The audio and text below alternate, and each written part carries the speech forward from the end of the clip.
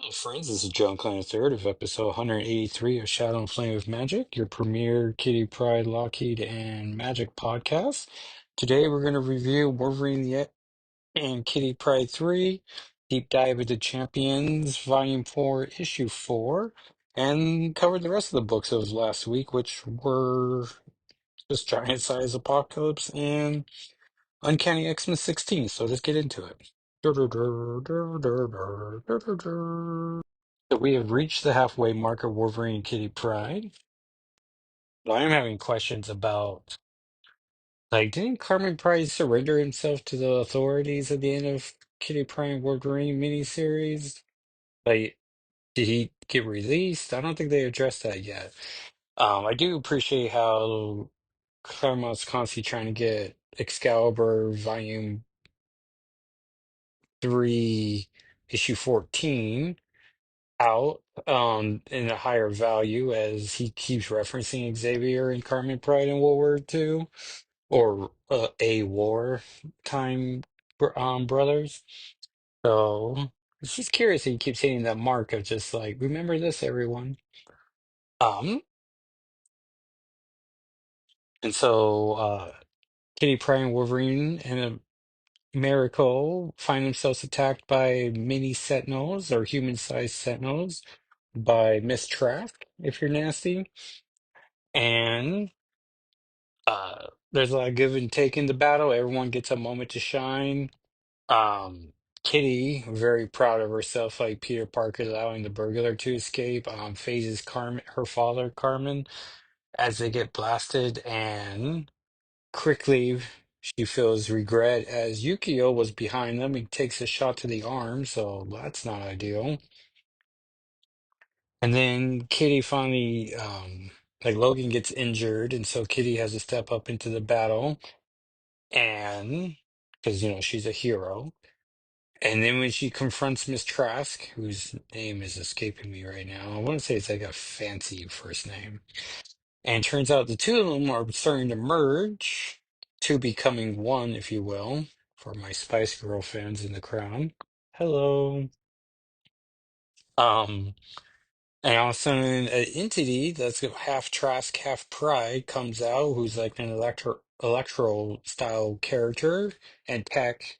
So it's a clever way for Claremont to bring in villain AI into the story, even though it's supposed to be a retro series. We're dealing with a modern threat, so that's interesting. And that's the cliffhanger: is that that robot we saw in issue four's cover is actually half Trask, half Pride, and now they got to deal with that. And then we're gonna conclude our Ironheart event, month event, with Champions Volume 4, Issue 4. Um, See that as Legacy number 41. Like, all right, Marvel. And this is, well, we'll get to why this is fun for me, but this comic came out in April 2021, so not that long ago. It is rated T plus. It will cost you $3.99. And this next generation of heroes has made a vow to do better, to make a difference, to change the world. They are the champions, outlawed. After a disastrous battle involving the champions, Kamala's law went into effect and underage superiors were declared illegal. The government-sponsored task force Cradle has been enforced the ban, arresting defiant young heroes and sending them to sinister reform schools. Miss Marvel, Nova, Spider-Man, and Ironheart are on the run from the law, not realizing the person leaking their location to the authorities is their confused and traumatized teammate Viv Vision, who was presumed dead after the Coles disaster. When Cradle troops cornered the team, they braced for battle, only to be rescued by the X-Men and former champions Cyclops and Dust. Writer Eve L. Ewing, who we love on Exceptional X-Men. Artist Bob Quinn. Color artist Felicio Blee. Letterer VC's Clayton Cowles. And I got the traditional cover by Tony Infante.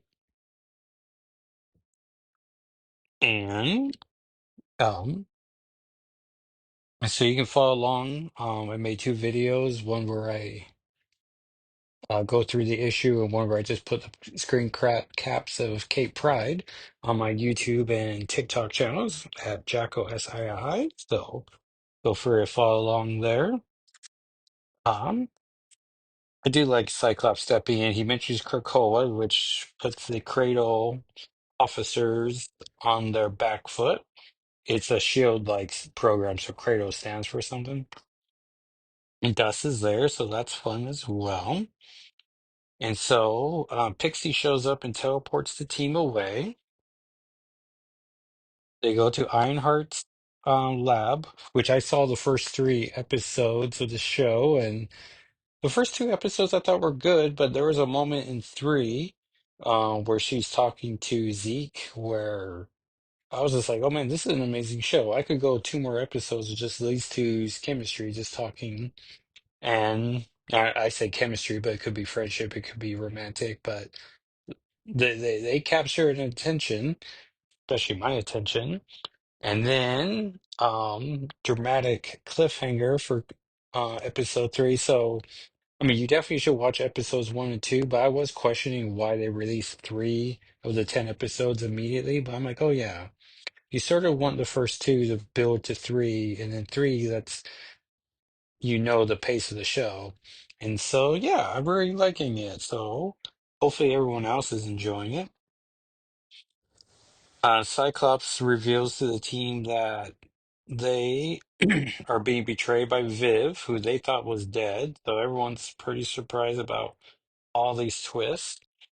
Cyclops cannot bring them to Krakoa, but it can do the next best thing. There's an ad here for the official Marvel podcast for Method Man called Marvel Method, which is very clever. I've listened to the episode where he interviews Kevin Smith about Craven's Last Hunt that had a surprise appearance by J.M. DeMantis. I think I downloaded the other episodes, but haven't gotten to those as well yet.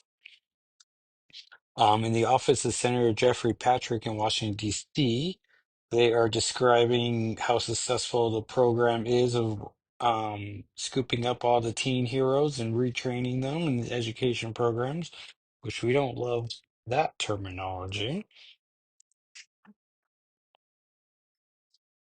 And to show how long ago this is, one of the Stormbreakers of 2021 was RB Silva, who we are totally loving in this era of the X-Men, the Krakoan era.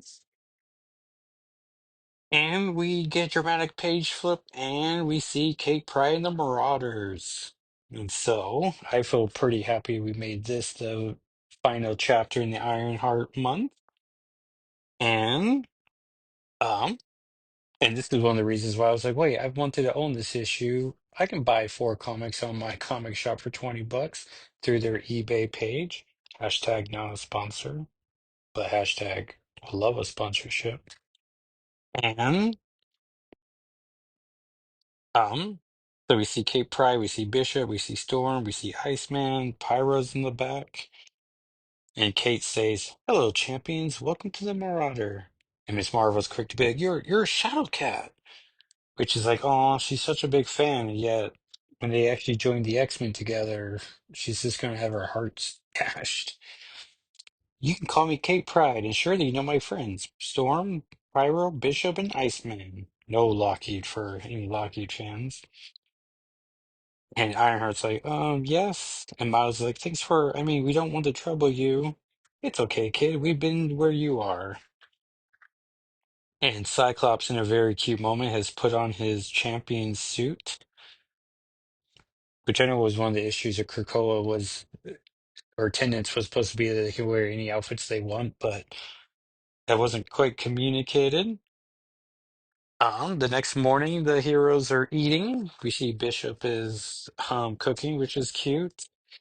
Um, Nova catches up with Miss Marvel, who's doom-strolling.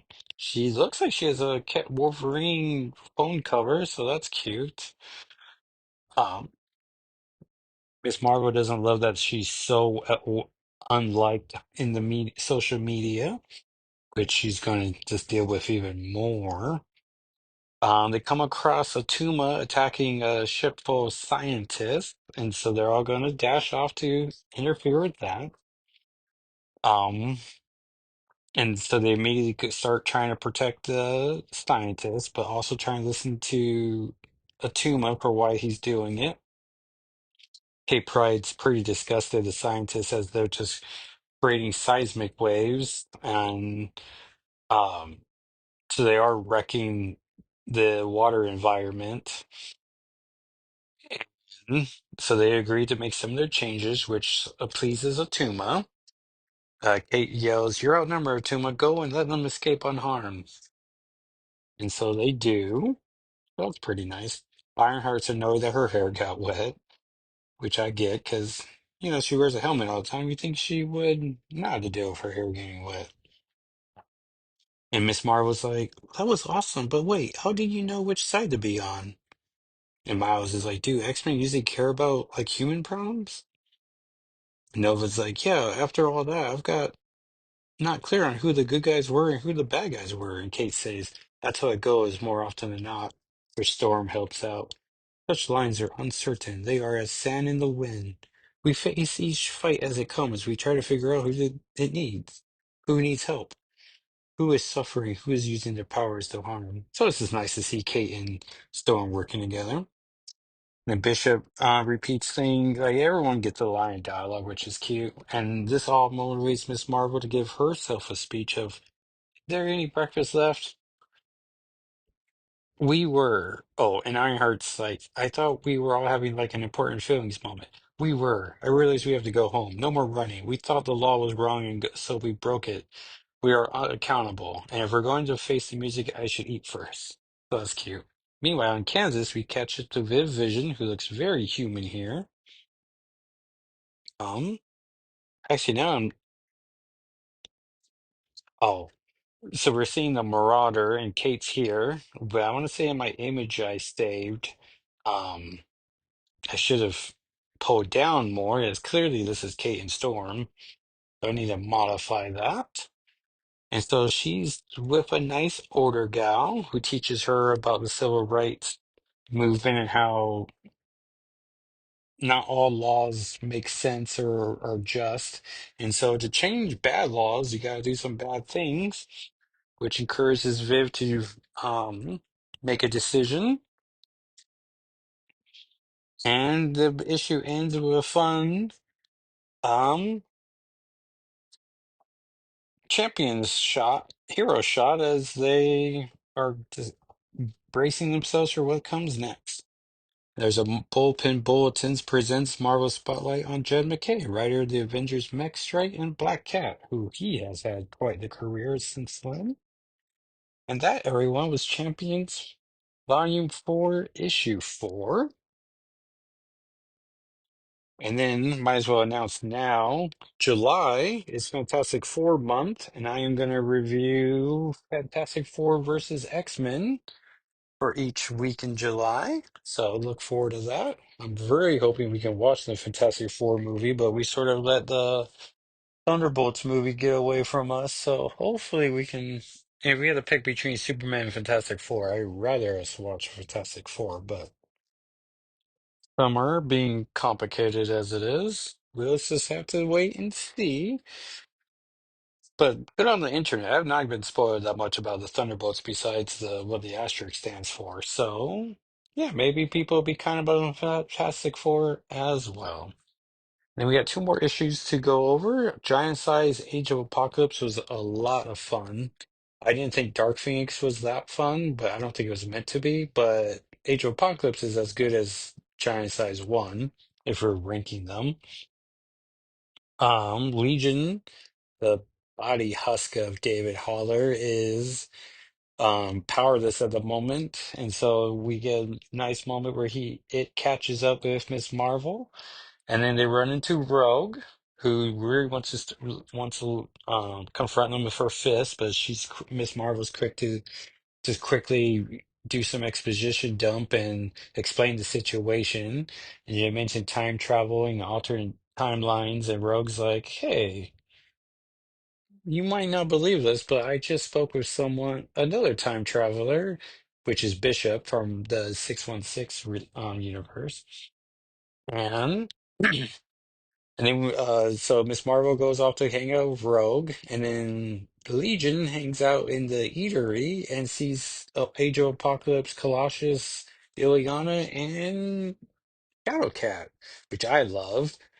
And it's a lot of just them talking about, against all odds, you still live because what's the expression?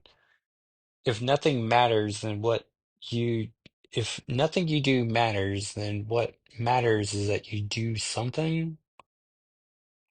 That sounds rightish. And there's an alarm goes off, and Apocalypse is going to attack them, which we knew already because this was supposed to be set during the eve of the attack. David Haller attacks Ileana, which we don't love. We see Apocalypse rip Colossus in half. Um, but Shadowcat's still fighting, so I'm hoping, and I know people online disagree with me about how like none of these are actually changing the events, but it'd be nice if AOA Shadowcat lives and Colossus dies, and then that writes my biggest complaint about Age of Apocalypse event. And then the ones who showed up in previous sequel series can just be alternate Age of Apocalypse characters, and I'm fine with that.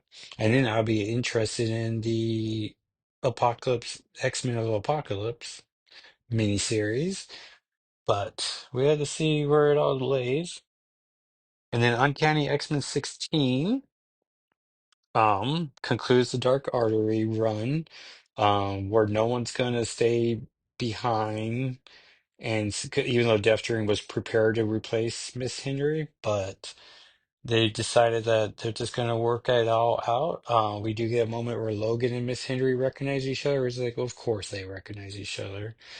Um, the big bad starts attacking them, and uh, Becca and requests Ember to come help her out, even though she doesn't quite know what or who Ember is, but trusts that he's a kind spirit enough because he is a good horsey boy horse spirit shaped thing.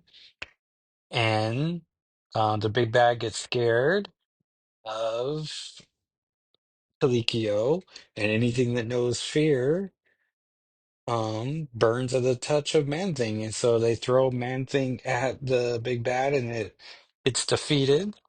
The issue opens up with Mackenzie, who Kurt rescued, and she might have a little crush on, or I'm at least shipping them. And the fun mayor, she announces it's going to be Friendship Day coming up, or Friendship Fest. And so we're going to get a mutant day that I'm sure is going to get wrecked, but maybe it won't be so bad. I'm hoping they sort of give us a day, like September. Well, I guess maybe it'd be the next issue, Uncanny, so maybe it'd be July something, and then every year we can remember, like, hey, this is Friendship Day, everyone. And it just, gets onto some database, and it's like, sure. And issue ends with one of those robot-shaped sentinel, one of those dog-shaped sentinels, um, has good programming now, and so it greets the X-Men, and we're just led to believe that everything's good now. But of course, it's an evil sentinel shaped as a dog, but that program has got to break eventually, right? And then next week's comic, another like biggish week. We have Wolverine 8, Ultimate Wolverine 7, which I'm super excited about. And the preview page showed us Ultimate Kitty Pryde's in it, so that makes me pretty happy. Wolverines and Deadpool's 1, a three-part miniseries. X-Men 19, that's supposed to kick off the Doug Ramsey Revelations plot. Prelude to a Future Past from the Chris Claremont Paragon collection. Um, that mostly is a Rachel Summers and a Betsy storyline. So I was like, well, I gotta get it. It's supposed to essentially be Uncanny X-Men 140.5, so I'm excited. And then X-Men Hellfire Vigil, that we know for sure Magic's in, but hopefully Kate Pride shows up as it's the anniversary of the Hellfire Gala, and now it's a visual. So coupled with X-Men 19, maybe this will give us our new era, our next phase of our X-Men titles, perhaps. We'll find out on Wednesday. Well, thank you everyone for listening.